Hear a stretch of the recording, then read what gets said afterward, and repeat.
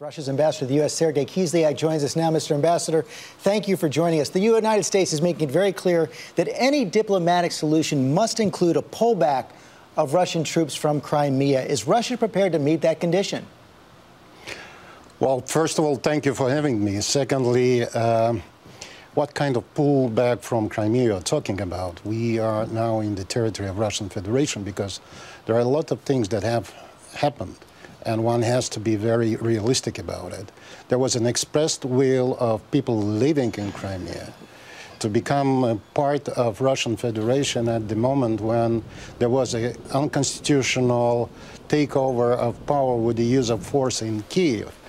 And they felt that this is a moment that is threatening the way of the life they wanted to conduct.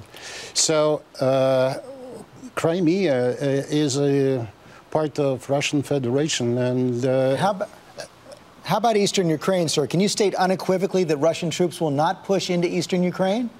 Well, we have said so many times that we have no intent, no interest in crossing the border. But does that mean you won't do it?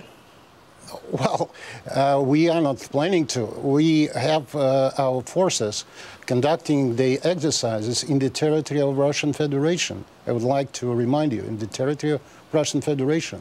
That is normal exercise that we are conducting. Moreover, we have offered transparency over the issue, and there were a number of overflights done, including by our Ukrainian neighbors and friends, just for them to be sure that there was nothing happening that would be considered threatening to their interests. You heard President Obama label Russia a regional power acting out of weakness. Your response? Well, if you consider Russia a regional power, look at the region that we are in. It's from Europe to Asia. It's quite a significant region in the first place. Secondly, I think that those categorizations are very artificial. We're a country with a lot of interest and a lot of things that we can contribute to throughout the world, but we certainly are not going to overstretch anyway. Will there be a diplomatic solution to this crisis? I hope so, and it's something that we have been trying to work on for quite a long period of time. We have developed our own ideas. We understand what can be of help to Ukrainian people, because the biggest problem, and you need to remember this, is not between Ukraine and Russia. It's between Ukrainian temporary government and the rest of the country.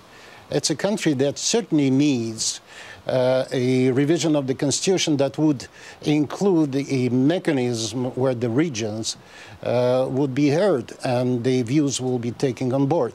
And it's something that is important. And if international community can help the Ukrainians to do this process, that would certainly be helpful. Mr. Ambassador, thanks very much for your time this morning. Thank you very much.